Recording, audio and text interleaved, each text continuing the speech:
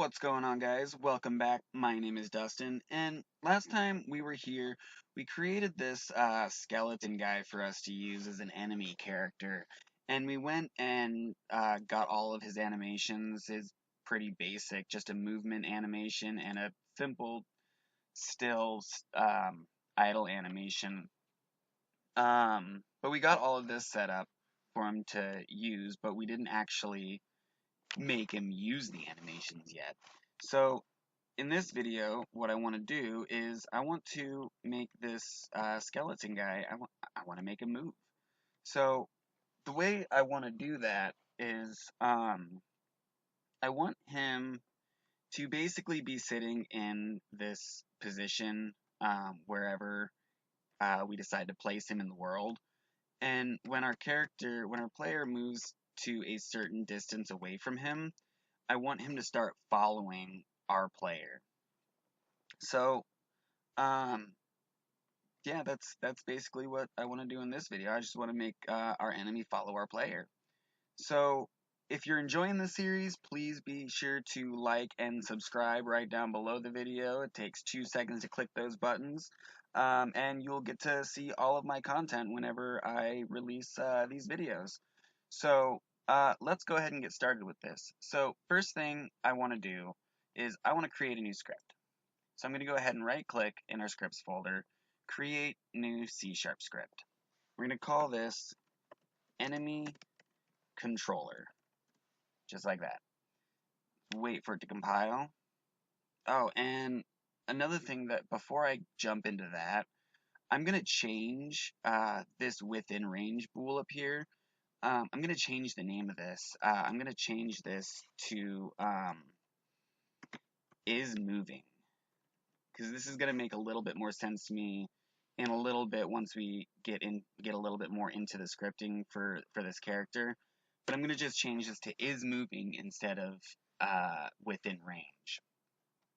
So now that we have our enemy controller script created, let's go ahead and drag that onto our skeleton character and double click it to open it up in Visual Studio. So first thing I want to do is I want to create a couple of references. So we need to reference his animator. So I'm going to create a private animator. We're going to call this my anim. And in our start function, we're just going to set what the animator is here by saying my anim is equal to get component animator. Just like that. So the next variable we need is we need to be able to tell, we want to be able to tell the skeleton what he's going to be following. So I'm going to create a private transform. Oh, not track reference. Transform. And we're going to call this target. So now, again, in our start function, we want to set what this target is so we don't have to worry about setting it up within Unity. We can say target is equal to find object of type, and what that's going to do is going to find a specific object of whatever type we put in these sharp brackets, and what we want to use is our player controller script, because there's only ever going to be one player controller script in our game, and it's going to be attached to our player. So we know that when we set it to the player controller, it will always be looking for the player. So we're going to set it up just like that. But what's going on here is we can't specifically say that a transform is equal to a script. So what we need to do is after these parentheses here, we need to say that that the transform is equal to the transform of our script by saying dot transform at the end. So now that we have our animator set up, we have our target set up. What else do we need? We need a variable for how fast our enemy is going to be moving. So we're going to create a public, which I'm going to set this as private. So private float speed. And then I do still want to be able to change it in the editor, so I'm just going to create another line right above it. I'm going to use these square brackets here and type in serialized field. That way the speed variable is still private, but we can change it within the editor. So what else do we need? We also need to tell it what the range is going to be for where it's going to start following our character. So we can go ahead and say, let's do another serialized field. And we're going to say private float range. Just like that. So now what do we do? After our update function, let's go ahead and create another one. We're going to call this function public void follow player. And in this function, first, before anything, I want to call this in our update. So we're just going to say follow player and just end it just like that. And in this, the first thing we want to do is we want to get him moving. So we want to get the actual game object to follow our player. So the way we do that is we say that our transform.position is equal to vector3.move towards. And what move towards does is basically it calls for 3 arguments here. It's going to ask for your current position, your target position, and the speed at which you want to move at. So our current position is our transform dot position. We want to go to our target's transform position, and we want to move at a speed of speed, because speed is our variable. And then we're going to multiply that by time dot delta time. Just like that. So let's go ahead and make sure this is working. So let's go ahead and save our script, go back into Unity, and let it compile for just a moment. And now if we hit play, we should see right away that our skeleton is moving towards our player, except that he's not. And the reason that is because we didn't actually set up his speed. He is technically moving towards our character, or trying to move towards our player, but he is moving at a speed of 0. So I'm just going to go ahead and set that to 2, and now he is trying to catch up to our player. So now what do we need to do? There's a couple of issues with this. First glaring issue is that he is pushing our player, which is not ideal. And none of his animations are set up. Also, if we try and run away from him, he's just going to continue to follow us no matter where we go. And that is actually going to also include following us into different areas as well. If I sit here and wait, he will eventually show up. So that's another thing that I do not want. So what we need to do, first let's get his animation set. So when we're moving the position, when we're following the player, the first thing we want to do is, this is why I changed that bool in our animator to is moving instead of within range, because when we are following our player, we want that to be true. So we're going to say myAnim dot set bool, not set bone location rotation, set bool. The bool we want to set is moving, and we want to set that to true. Just like that. And let's save that real quick. Go back into Unity, make sure his animations are working. And it looks like they are, but he is no longer moving for some reason. Oh, the reason he's no longer moving is because we changed his speed while we were in play mode. And I don't know if I mentioned it before at some point. If I haven't, then I will mention it now. If we change something while we're in play mode, 90% of the time, it's going to change right back to where it was when we exit play mode. So if we ever change anything while we're in play mode, we need to make sure, and if we like our changes, we want to make sure that we change that back, just like that, outside of play mode. So now that he's following our player and his animation is working, I want to make it so that he is also facing our player when he follows us around. And when we set up the direction for our player, we were using the information from our input to determine which direction our player is facing. And that's not really going to work for this situation because we don't have any player input that controls this character.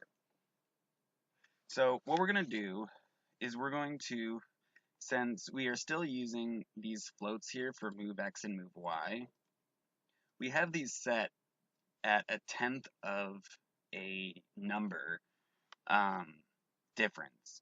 So what we can do is we can calculate the difference between our player's position and our enemy's position, minus those together, and it will give us a negative or positive number, and it'll set this to that number.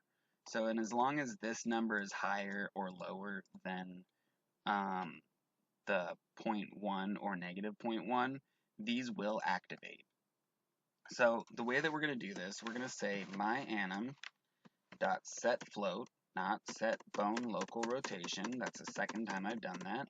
We want to say set float with a capital F, like that. And we're going to change move. Oh, I cannot type today. We're going to change move X. And what we want to change it to is we want to grab our target's position on the x-axis, so target position dot x, and we want to minus our transform position dot x from that. So we're going to say target position dot x minus transform dot position dot x, and that should be all we really need to do. And just because this is basically a math equation that we're doing, I want to wrap those in parentheses just so that we get a solid number before it officially sets that.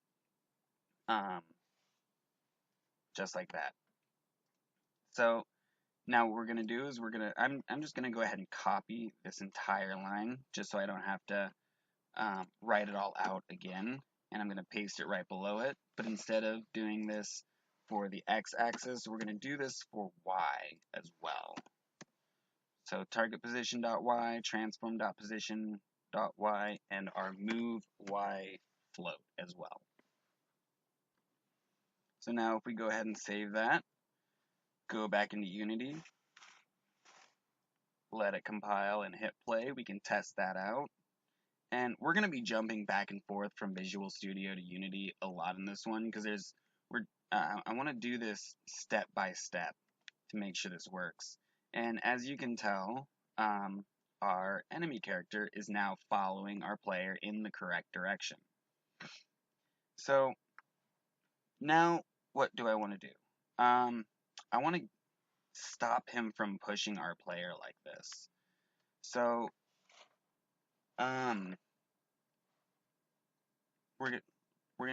what are we gonna do? Well, I want to utilize that range really quick because we're gonna use that here. So what we're gonna say is up here in the update function, we're going to say if vector3 dot distance, and that's just going to measure the distance between two transforms, and we want to say if the distance between our target dot not transform dot position and our transform dot position is less than or equal to our range, then we want to follow our player, but not before. Oh, I just cleared out my copy. So I can just say follow player, like that. So let's go ahead and save that and go back into Unity and test this out really quick. And I want to make sure that we set a range first. So let's go ahead and just set this to, let's say, 5.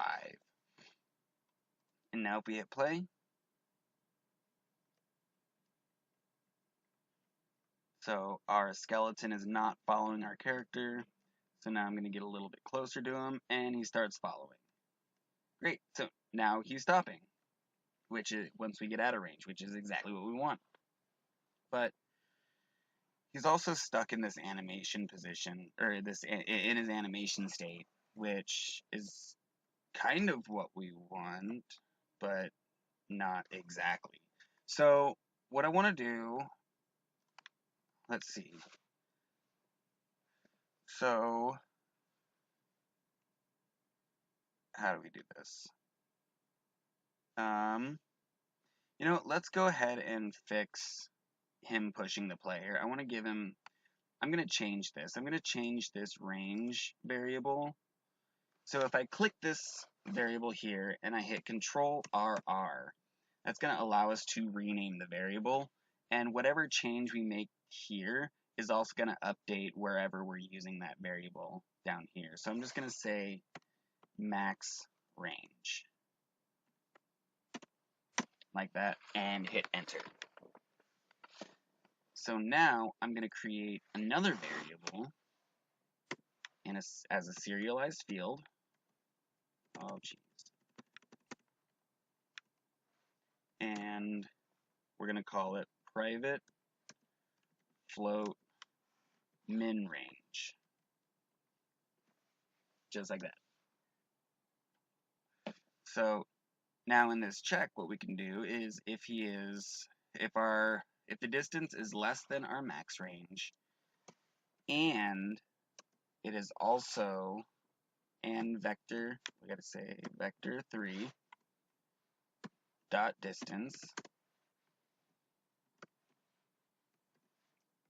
between our target dot position and our transform dot position is greater than or equal to our min range, then follow the player. So if he's less than our minimum range, then he's going to stop trying to follow him.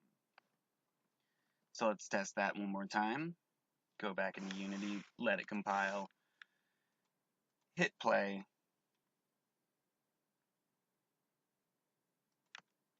Change our range here to 5, and I'm going to set the minimum range to 0.75.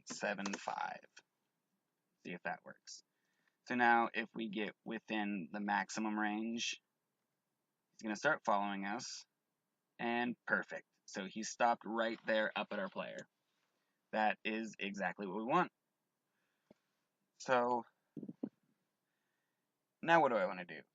First, I want to change this once again because those numbers work pretty well, just like that. So what I want to do now is, so once we get into range of him, he's going to start following us, and then once we get out of range, he's going to no longer follow us, but he's still in this animation position or animation state. So what do I want to do?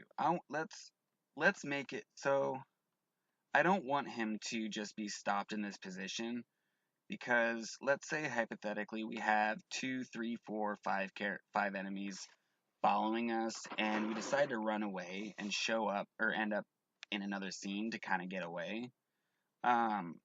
When we go back to the scene, he's right there, and it doesn't really work for us very well because they're gonna block off our entrances and whatnot, and it's just gonna be really annoying of a game. So what I want him to do, I want to set um, his original position to be a home position for him, so that when we're no longer within range of him, he's gonna return to that position up there. So what I want to do is I'm going to highlight our skeleton in our hierarchy. I'm going to right click on him, and I'm going to create an empty object as a child of the skeleton. And the reason I did that is so that the transform automatically gets set to whatever the transform is of our skeleton. And now that we have that created, I can just click and drag that game object off of it. Because what's going to happen is if this is attached to our skeleton, when our skeleton moves, that game object will move as well, which is not what we want. We want it to stay in that position over there. So let's move this guy back, drag this off of our skeleton. I'm going to rename this to home position, like that. And then back in Visual Studio, I want to create another variable up here. This one's going to be a public variable. So public transform. We're going to call this home POS for position. So home position. I'm going to save that, go back into Unity, and on our skeleton, we will now have this slot down here for a transform, and we're going to drag that home position into that slot. So now if we go back into Unity again, or excuse me, Visual Studio, we can say, what can we do? We can create another function. We're going to say public void, let's call this go home. Just like that. And in our go home function, we just want to say transform dot position is equal to vector3 dot move towards, and we want to move from our transform dot position to our home position dot position at a speed of speed times time dot delta time, like that. Except better, because that didn't work the way I want it to. Delta time, just like that. And now in our update function, so if we are less than or equal to our max range, and we are greater than or equal to our minimum range, we want to say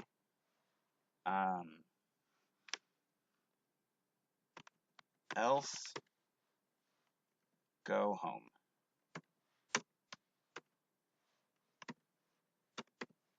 Like that. And I'm just going to fix this really quick. Just like that. So let's go ahead and save this. And I don't think this is going to work exactly the way that we want it to. I'll show you why. And we're getting a warning down here as well. I'm going to fix that here in just a second. So if we move towards our enemy, so first off, he's moonwalking back to our home position, which isn't quite what we want it to do, but we'll fix that in a moment. But another thing that I think is going to start happening is he gets kind of jittery. And the reason why he's kind of getting jittery is because he keeps trying to go less than our minimum range, and every time he does that, um, he's trying to move back into the home position. But then as soon as he gets back within the minimum and maximum range, he starts following our player again. So it's just not very smooth. So what we're going to do to fix that is, instead of saying else, we're going to say else if, and we're just going to say vector3, oh, wow, I cannot type today, vector3 dot distance, and the distance between our, if our target position and our transform position is greater than or equal to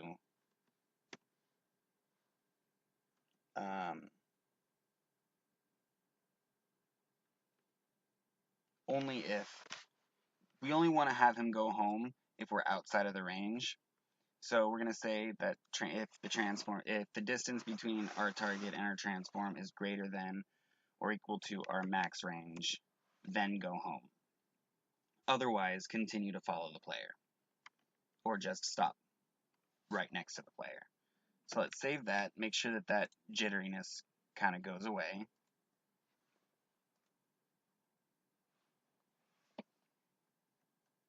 And it starts playing, starts following, and now he no longer has that jittery back and forth movement here that we were getting a second ago.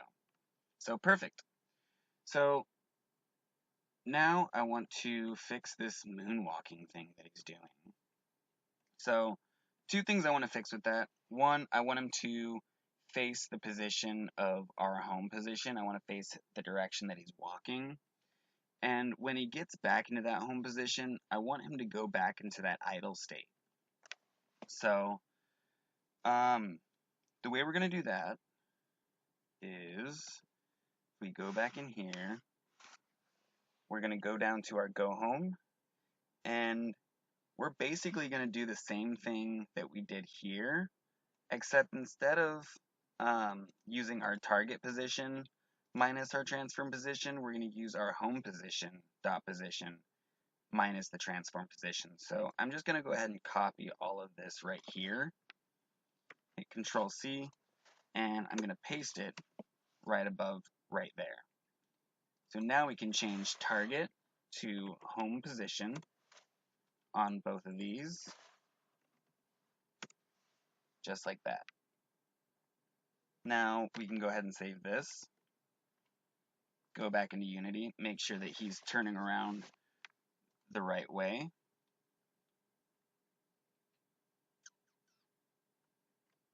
So if we go up to him, he's following us, he stops right next to us, and if we get out of range, he turns around and starts walking towards his home position from wherever he's at. Perfect. So now the last thing is he's stuck in this idle animation here, or not idle, this movement animation, and he's going to be stuck in that position whichever direction he's facing. So if he's moving to the, well, I guess he's always going to default to up, I guess. Or maybe it's just going to, yeah, so he keeps defaulting to this up walking animation. But either way, I want to get him out of this move animation here. And all we need to do for that is just uncheck that, just like that. And that will set him back to the state. Now, our player is not going to be able to have the ability to just check this box like that. So we need to do that in the script. So if we go back here, we can just say,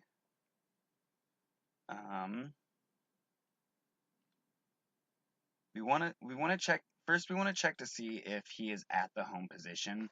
So right underneath where we're moving him back to his home position, we're going to say if vector3 dot distance between our transform dot position and our home position